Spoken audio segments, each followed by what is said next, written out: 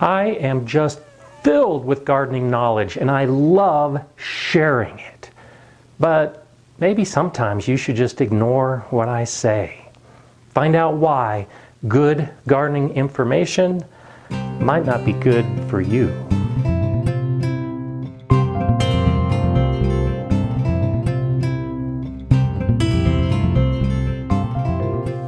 Hi, I'm GardenerScott, and I discuss everything gardening.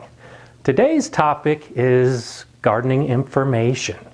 How many times have you gotten good information in gardening and it's really worked out well? And how many times have you gotten bad information and it didn't work out? And how many times did you not know the difference between the good and the bad? That's one of the biggest problems when you watch a video about gardening, or you read a blog, or you have a book and you go through front to back and you're sure you're going to try it in your garden, and you do, and it just doesn't work. Why is that? It should come as no surprise to you that my garden isn't anything like yours. I'm in Colorado. The elevation of my garden is almost 7,000 feet above sea level. I'm in the middle of winter right now. Your garden is far from being mine. But my information can still apply to your garden, and I really try hard to not only show how to do something, but explain why to do it.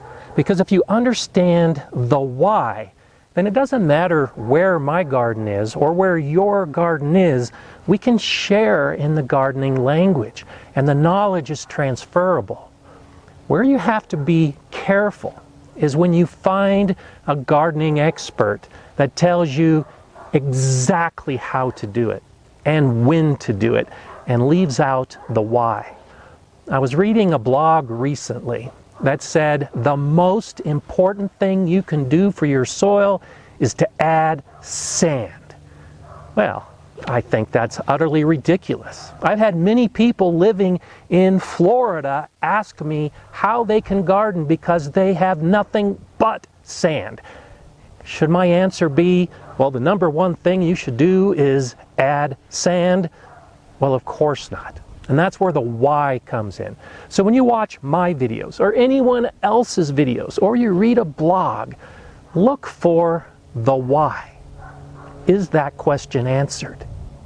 All gardeners, all of us, have biases when it comes to seeking information. We all want that easy answer. And so particularly in the video world, when we see someone that looks like they know what they're talking about, we tend to follow their advice. Let me give you an example of two gardening educators. Which one do you think you would be more apt to follow? Let's start with this guy. His job is running a garden and teaching children how to garden. He has a 42-foot dome greenhouse. He has over 100 raised beds, and he's growing more than 2,000 pounds of produce every year. He looks like he knows what he's talking about. So when he says something, we're probably more likely to follow his advice. He looks like an authority. Now, how about this guy? He doesn't have anything growing in his garden. In fact, it all looks pretty dead, pretty bare. I'm not so sure about this guy. Why would I follow his advice? He doesn't seem to be an authority. Well, this guy has 2 years more gardening experience than this guy. Sure, it's me. This is when I worked at the Galileo Garden, and this is my current house garden. Brand new, starting from scratch. And those of you that have been following my videos know that I used to have a lot of plants growing, and now I don't. But if you're just starting and you see a video, you're less likely to follow this guy because it just doesn't look like he knows what he's talking about. And that's where it comes to you to decide what's best. When good information is good enough for you, listen to the information. See if that why question is being answered. So why am I comparing the old me and the new me? Well, because looks can be deceiving. It's so easy to watch a video with a gardener in a lush, beautiful garden with plants everywhere. And imagine that there are plants growing up this trellis, because the next year there will be. If a gardener is standing in front of a beautiful garden, you're probably likely to listen to their advice. And it may be good advice. But when they say, this is what you should do in your garden in April, well, my April is different than your April, and your April is really probably different than their April. So if you do exactly what they say when they say it, you might not have the same results. You have to be a discerning gardener. You have to take the information, which may be great information, but filter it for you and your garden and determine if it's best for you. I watch a lot of gardening videos to learn more about gardening myself, believe it or not, because there's a lot of good information out there. You'll never see another space like this one in a video. I'm the only one doing it from Colorado in this location. That doesn't matter, because I look all around the world for good videos. One of my favorite channels comes from Canada. It's Alberta Urban Garden. And to look at Stephen, you wouldn't think him to be a great gardener. In fact, his entire garden could fit in this space right here. It's tiny, but his information is factual. It's technical. It's scientific. And I learn a lot from it. I look past the visuals and I listen to the information he's presenting. I also like UK Here We Grow, because even though it's the United Kingdom, and most of the days he's filming it seems to be foggy and cold and drizzly, and he's in an allotment, which is a system we don't even have here in the United States, his information is good. He says a lot of things that make sense. He'll show how to do something. And I look at it and say, well, I can't do it that way because my soil is different, my climate is different, it's a different location. But he'll also explain the why. And I learned something. It makes sense. I also like Self-Sufficient Me. You've probably seen that channel. It's extremely popular. He comes from Australia. He's got great energy. And he's got great information. Now, I can't grow a fraction of the plants that he grows because he's in a subtropical region. But he also explains the why.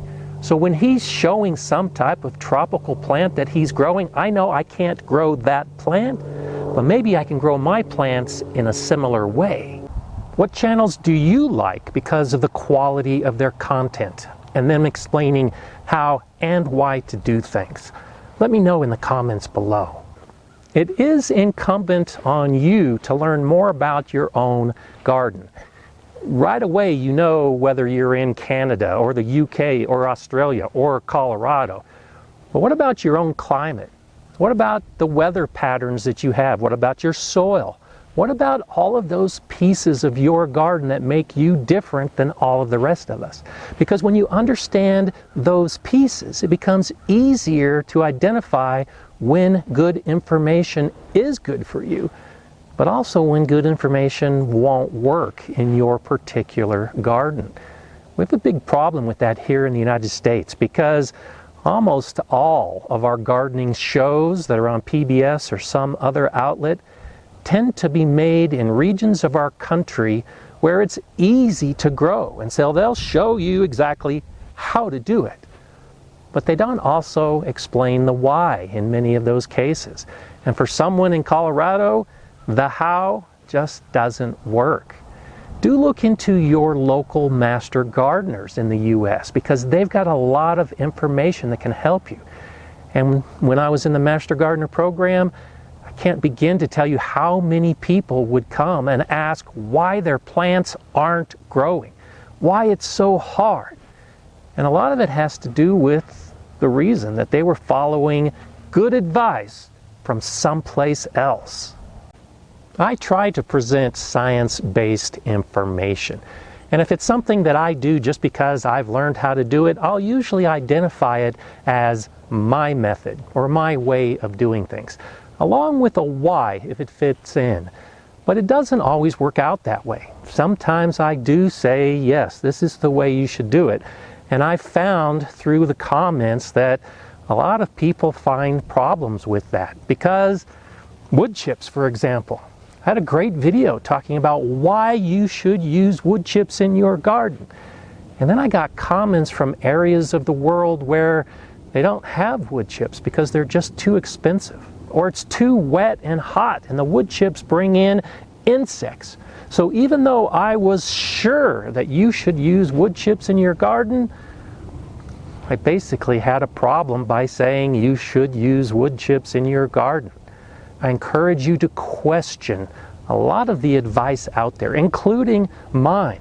Don't just take my word for it. Look at some of those other suggested videos that YouTube offers and start comparing them. Because if you find 3 videos that all suggest the same way of doing something, well, then it might be the way to do it. I had a comment recently from a viewer that was questioning what I was saying in the video. And they said, I've watched 10 videos and you guys are all saying the same thing. Do you just copy each other?